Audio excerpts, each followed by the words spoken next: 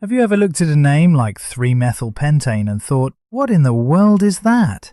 Why do these names sound so weird? Well, if these questions sound familiar, then you're in the right place.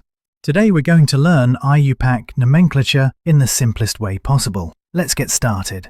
First of all, what does IUPAC mean? It stands for the International Union of Pure and Applied Chemistry. It's like a universal language for chemists, so everyone understands the same name for a compound.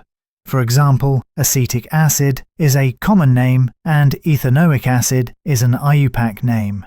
We're going to break down the IUPAC naming system into simple, easy steps. Let's see the first rule. Always find the longest continuous chain of carbon atoms. Let's discuss it with the help of examples.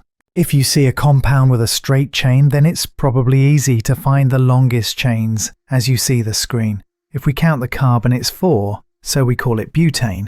In other cases, when there are branch carbon atoms, then we have to find all the possible chains, then pick the longest chain. Now you see the compound 2,2,4-trimethylpentane. Let's draw all the possible longest chains. This will be the longest chain, and the number of carbon atoms is 5, so it's pentane. Now you look at the tables, if 1 carbon atom it's methane, if 2 carbon atoms it's ethane, and so on. But how do we remember this table? I show you a trick to remember it. Remember this sentence. My elephant prefers bananas, peanuts, hexagons, heptagons, oranges, not dates. Each first letter of the sentence is similar to the table. So M is the first letter in a table and sentence. So it means M has 1 carbon and it's methane. Let's say you find a chain of carbon atoms that is 7. You don't remember what name was used for the 7 carbon atoms. Just remember the sentence. The 7th word is heptagons, so it must be heptane. See, that's the first rule. Number the chain from the end that gives the lowest number to the first branch or special group. Let's see the example of 2-methylpentane, and you see a branch of methyl on carbon. We have to give the lowest number to this branch. If we count from the left side, it's 4. And if we count from the right side, it's 2. So 2 is the lowest number. We call this 2-methylpentane. In a different case, let's say we draw this compound. Here, this is not the longest chain. This is a continuous chain, and there are 2 branches of methyl. If we start from the left, it would be 2 and 4. But if we start from this side, it would get 3 and 5. We go with 2 and 4. Identify and name the substituents.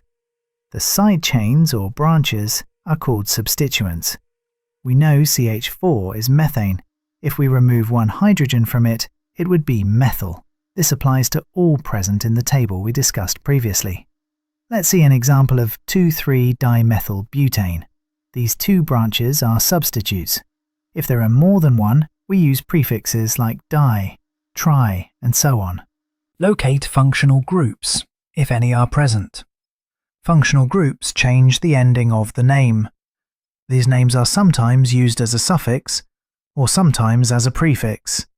You can see the table with the group and their names.